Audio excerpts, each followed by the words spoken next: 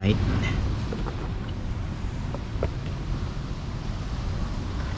Then kukunin ko itong mga lods, itong kanyang ibang oil gagamitin ko sa kadena. Mahirap nito pa, pero kunin ko yung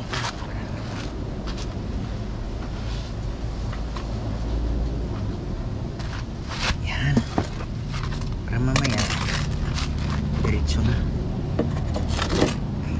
Kulang yan.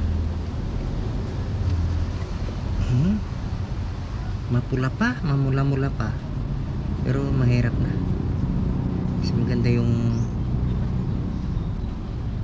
Mas maganda yung palitan na kaysa yung saka lang papalitan kung medyo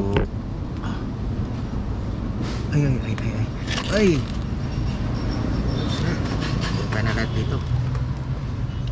Okay bang atin nilaban nyo toy.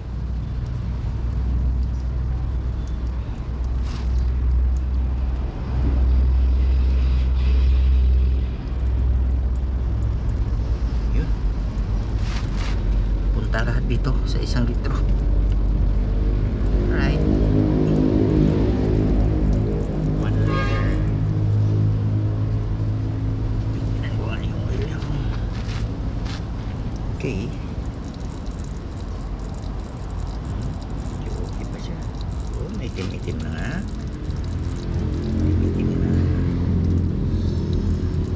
Maitim na.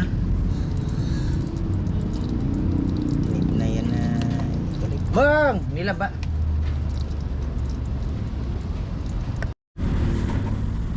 Ito malodi, brasan ko muna itong oil gauge spiller niya or takip ng oil, engine oil, para matanggal yung mga buhangin na sa ganun pag binuksan itong takip ng oil, ng engine oil niya, hindi papasok sa loob ng engine yung marumi na mga buhangin yan. Ito mga lodi, yan ang technique mga lods bago mo buksan. Make sure na malinis. Alright, ito ay pinahigpitan ko ito ng vice grip para hindi nila matanggal in case na mayroong di magandang iniisip na lulukuhin ang loob ng makina na lalagyan ng mabuhangin kung ano-ano. At least pahigpitan mo yan mabuti. Alright. Okay. Right. Taas ba? Medyo mataas. Right. So ang gagawin natin is arahin ko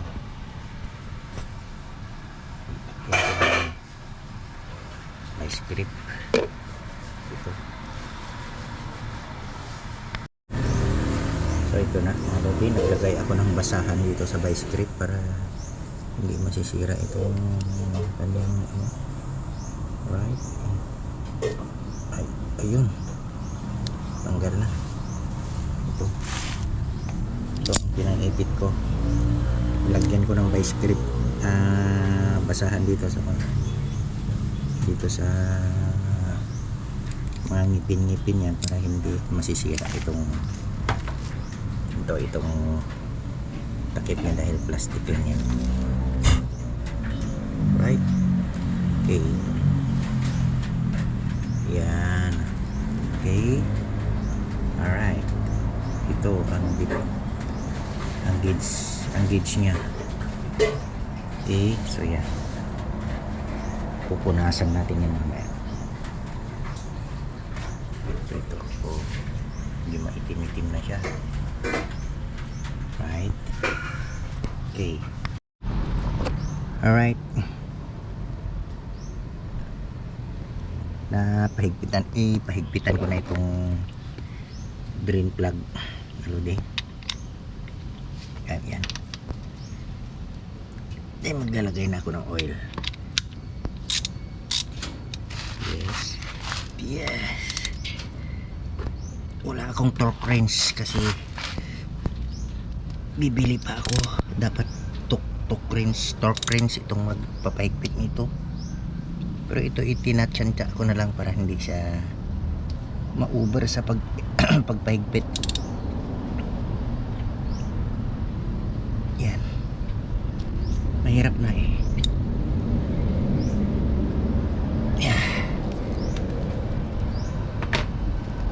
Yan kasi kadalasan na nasisira itong drain plug natin pag masubrahan ng pahigpit, mga lodi. At tinatantya lang ito. Ang maganda sana yan kung may torque wrench para masit mo doon kung saan anong newton meter ang akma para dito. Pero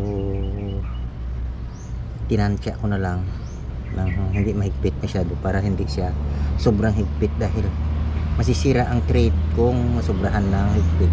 Right now mag-change oil na tayo. Lalagay na ako doon sa kabila, mga lodi. Right? Okay, mga lodi, gagamit ako ng special embudo na paglagay dito sa ano niya, engine niya. Right? Okay, kasi masikip kasi lagyan eh. Ganyan na lang.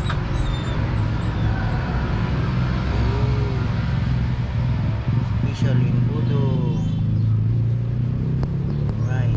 Oh, nahulog pa.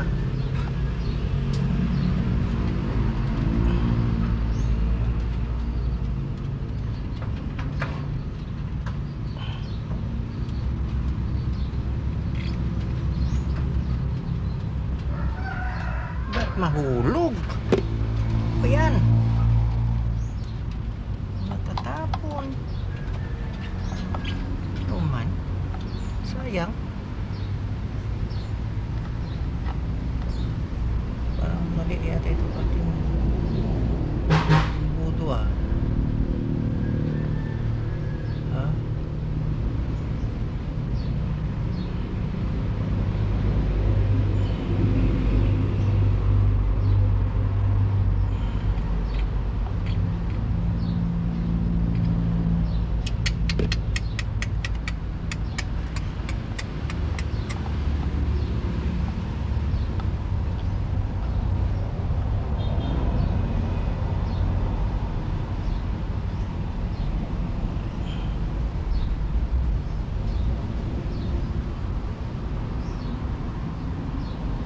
Ayan o.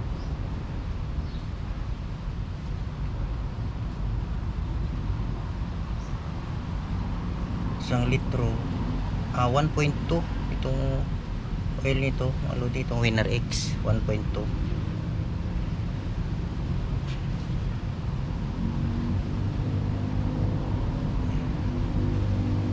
Tapon pa yung iba. Ayan, bigayin natin mabuti.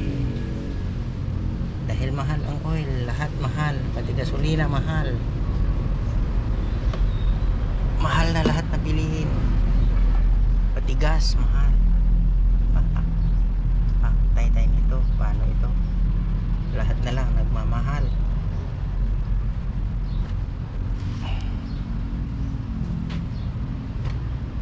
Yes. Yan. Okay. Right, 1.1 inilagay ko, mga lodi.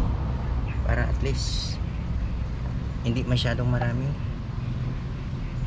Alright. Okay. Alright. Okay na yan. Okay. And then ito ang gauge niya, mga lods. Ito. May gauge yan.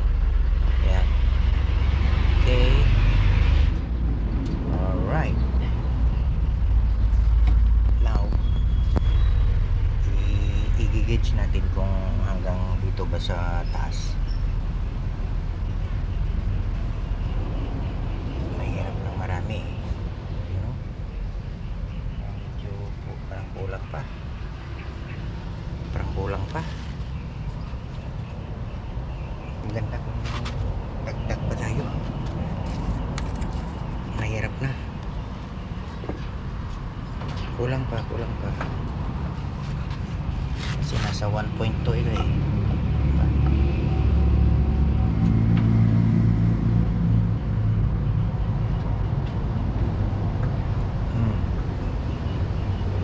Okay. Yan.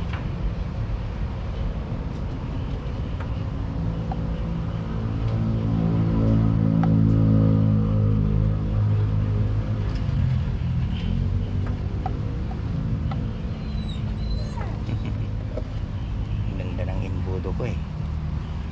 Okay. Natin.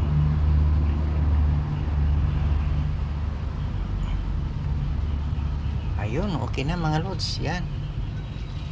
Nasa level na siya, level. Nasa level na. Okay. Alright, salamat. Maraming salamat sa inyong panunood mga lodi. Alright, ito simpleng pag change oil lang itong sa Winner X ko. Honda Winner X. At least bago na naman ang oil niya. And then ito yung mga ginagamit ko. Petron Sprint SR800 fully synthetic. Right? Yan. Sa Petron yan mga lodi. Subok ko na yan sa mga long ride at everyday use na mga ginagamit ko itong mga motor ko. Right? Shout out sa inyo lahat and God bless. Ride safe always.